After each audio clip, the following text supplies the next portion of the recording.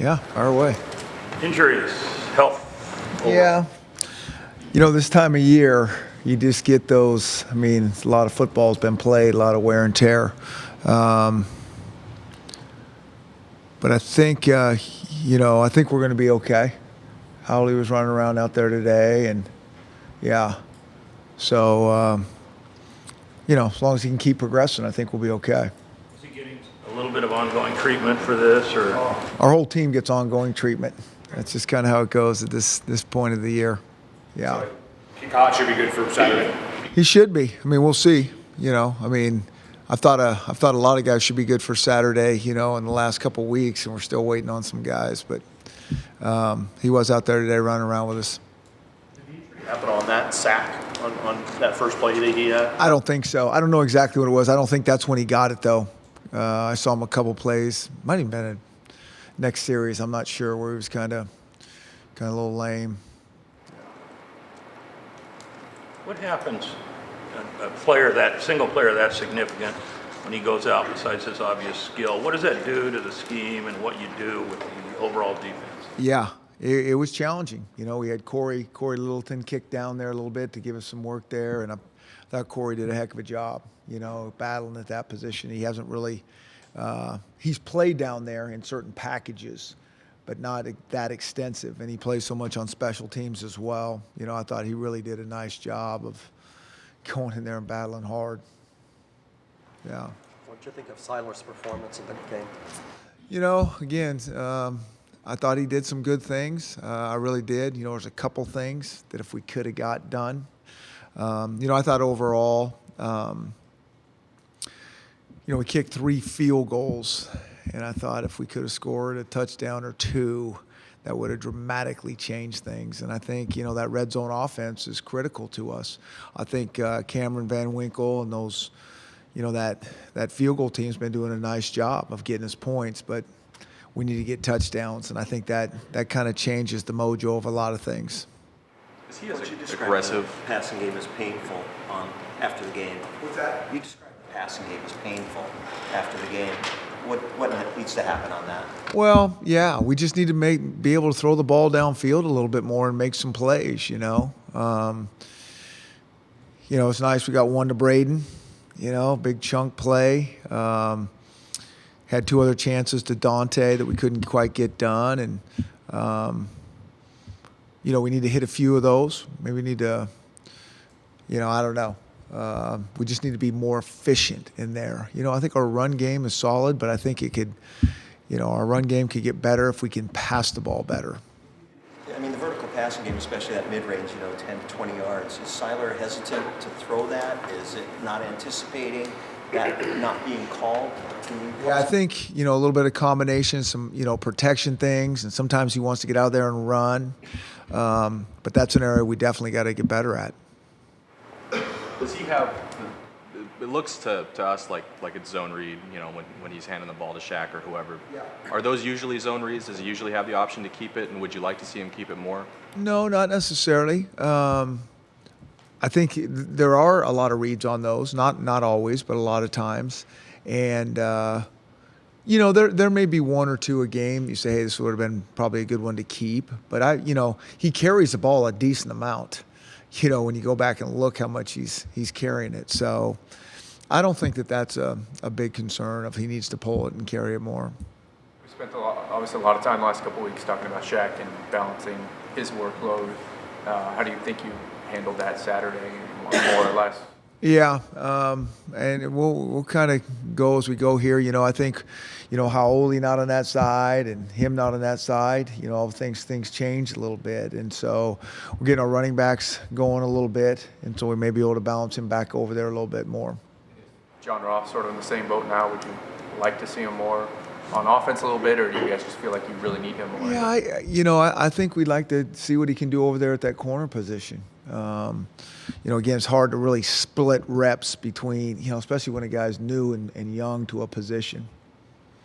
Is it hard to take a guy who's been as explosive as John is off of an offense that's been struggling?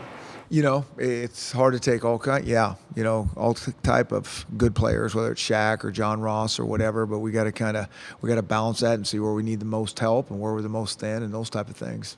On the depth chart, you have John, listed at number 1 at corner, and then you don't have Shaq in the depth at running back. And so, we'll kind of keep, he's always on that depth chart at running back, but we may get him a little bit more involved on the defensive side of things. Defensive starter then this week? Yeah, he'll start on that defensive side, and we'll kind of go from there. With only 3 games left in the regular season, is this maybe an opportunity where you get to maybe use them a little bit more as opposed to maybe earlier where you have to kind of manage their reps and turns? Well, it's still, again, I think, when you're playing, certainly Shaq on that offensive side of the ball, I think we were playing him as much as we can. I mean, that running back position is a tough, hard position. There's just a lot of pounding, and it's hard to play him anymore. We got him in there on defense a little bit. We wanted to play him more, but it's just as much as he can handle. And so, it's a different physical game out there. 15, 16 reps is probably what you would expect out of him typically. On what side? I'm not even sure. Yeah, I mean, we never go in there with like, hey, we want to get him this many carries. It's more like, hey, he's going on offense, and how's he feeling? How can he do? Can we keep giving him the ball? Is he going to go on defense? Kay didn't get a whole lot that last, kind of back and forth. You mentioned the quarterbacks in the Pac-12. You face another one against Arizona. Yeah. Have you had a chance to scout them at all, or any thoughts on them? We're watching them as we speak, and yeah, I mean they do a heck of a job. I mean, this is a really good team. There's no question about it. I mean, you check their scores and beating Oregon and right down to the wire with UCLA. I mean, it's another one of those really, really good teams, and I keep saying it every single week. It's like, the heck's going on here in this league? But we kind of knew that going in. Does Arizona do anything offensively or defensively that's tremendously unique or different than your guys have seen? Well, they kind of run that 3-3 stack defense, and it is different than what we've seen. No one else really runs that. There's people will dabble in some things in nickel defense and stuff, but that's what they do, and it is a little bit different.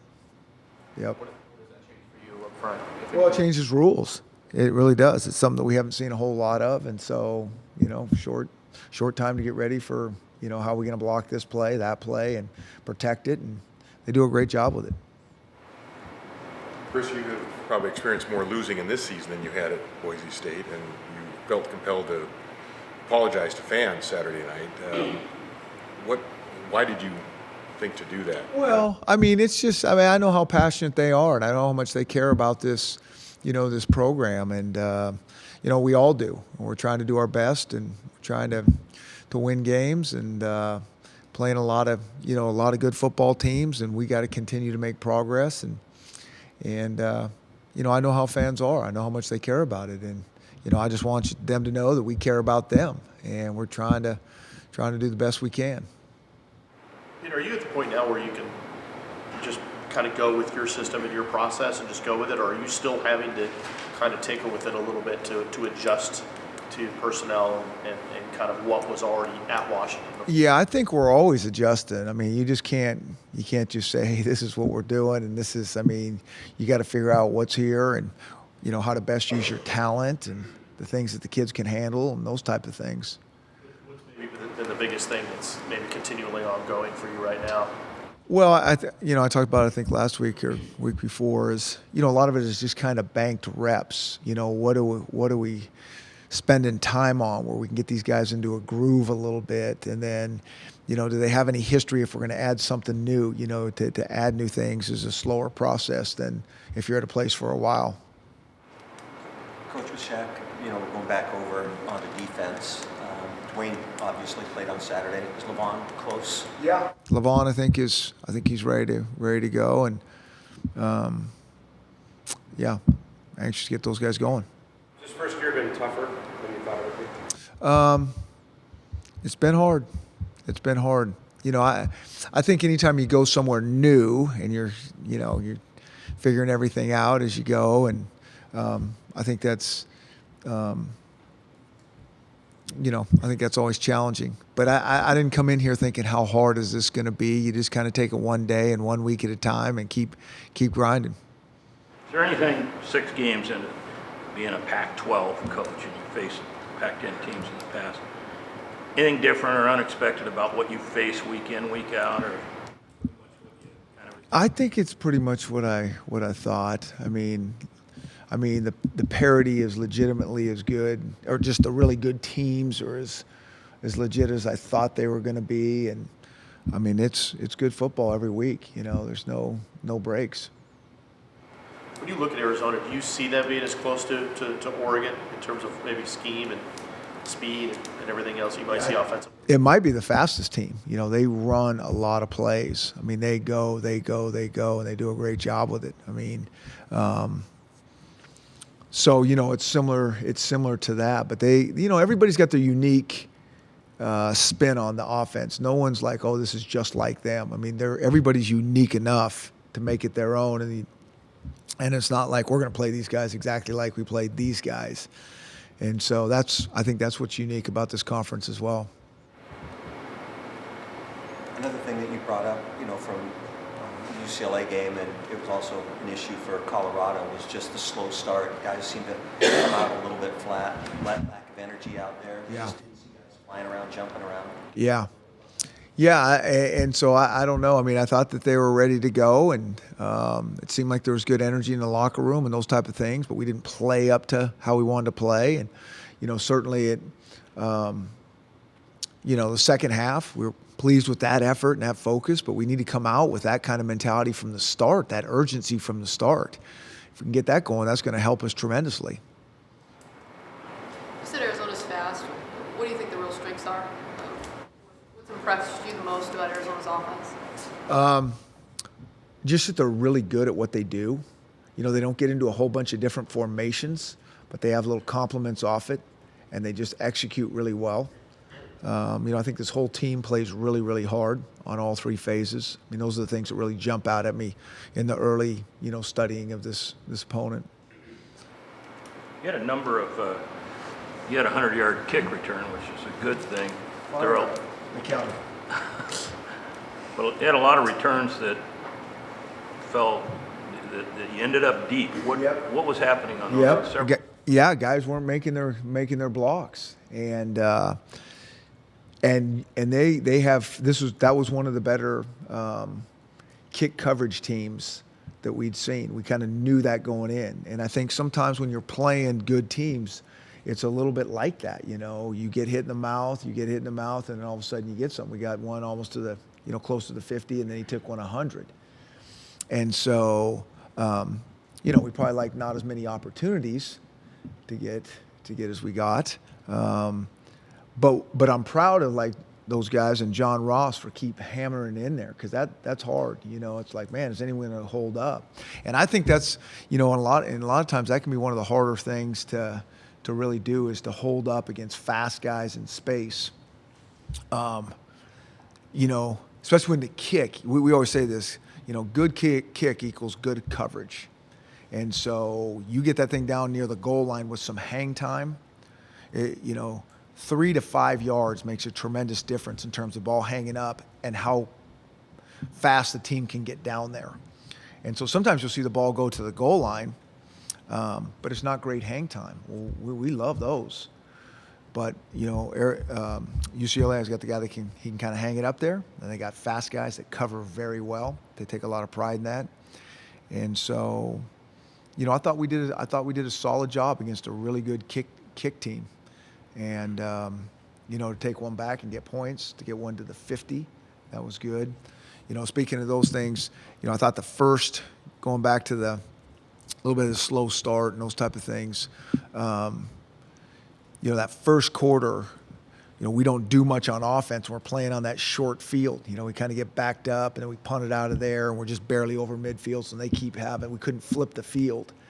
And I think those things really catch you. Eventually, they shorter fields to drive. I mean, we're always trying to get those on offense. I mean, we feel differently running out onto the field, and most offenses do. And so that hurt us in the first half, those shorter fields. Second half was a little bit better. Chris, on the long touchdown by UCLA to make it 14-0, It looked like Nigel was almost asking Buda where he was during the play. Yeah. What's going on out here? You know, freshman mistakes, you just got to cover and just go play fast. Is that Buda just bailing out maybe a bit too much? No. I mean, Nigel needs to stay with him, and, you know, for whatever reason, he was a little bit confused, but that's his. Any further comment from the Pac-12 on the fake punt or whatever you had going? No, Yeah. we haven't talked to those guys. I mean, it's hard to even explain. You know, we had one of our guys come off, and that gave us 10 guys because we use different personnel on our punt teams. So we had one of our guys come off, and it gave us 10 guys. And so I think they thought it was 11 guys, so they threw the flag. Then they realized it was 10. And they didn't reset the clock, and they gave us delay a game on that as they're redoing that. And so all this was going on, and we were having a hard time figuring out what the heck was going on. But that's the best I can do for you right there. Who's been your most consistent offensive player when you do grades? Yeah, that's a good question. I think Colin Tanagawa's done a nice job inside. You know, I think James Atoy has done a nice job, you know, moving him around. I mean, I think those guys have, you know, played pretty well. You know, the rest of the guys have kind of, you know, we had some guys banged up a little bit, those running backs to get into something, and needing Shaq over there. And, yeah, probably a couple of those linemen. I think Josh Perkins done a good job. He'd been out for a few games. Yeah. What do you think is the next evolution in your process? Do you have to kind of get that signature win? Do you have to figure out a way to get over the hump with Yeah, something we just need to figure out how to get better. You know, I mean, that's how I think more so than that signature win. I mean, I think we just got to keep getting better and feel like we're progressing, and you know that we're right there. And it's just we just got to keep going to work at practice and you know those bank reps I talk about, and really feel like we're in a groove and we can execute. You know, when things aren't wide open, you know that we can throw balls under pressure and we can put them in there when guys are tightly covered and make plays. You know, we got to make more plays. I mean, I think it was good to see Braden Linneus kind of make a play on it. I mean, that was really good execution. You know, just more of those things. I mean, Siler threw it on time. He threw it to his outside shoulder. Braden kind of holds the line, fades, catch it outside. I mean, when a ball's thrown perfectly and caught perfectly, to me, there's no defense for it. You can play as good as defense as you want, and you know, there's no defense to that. And so, you know, we just got to get a little bit more of those, of guys making plays, you know, just doing it exactly how we need it to be done, because you're seeing a lot of good players on the other side. How's the team's conference right now? Well, Too much or just kind of?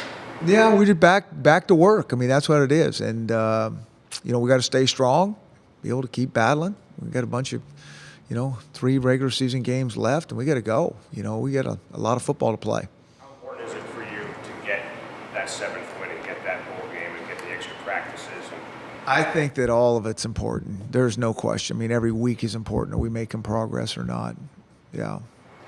What are you guys if there's one thing about the passing game that you'd really like to clean out that you think would do the most help, what is that? What are you telling your guy? What are you focused on with that? You know, I mean, everybody's got their things. The receiver has their things. The O-line has their things. Siler has his things. You know, but just if, you know, maybe the whole pocket presence thing, to be able to hang in there, let some things develop. You know, but I don't think of it just as one thing. I think that Coach Smith is working with Siler on some things, and Coach Strauss, there's no question. You know, our pass protection wasn't as good as it needed to be against some pretty good pass rushers last week. And Arizona's going to do the same thing. I mean, they got this different scheme, and they put good pressure on the passer. All right, guys. Thanks, Coach.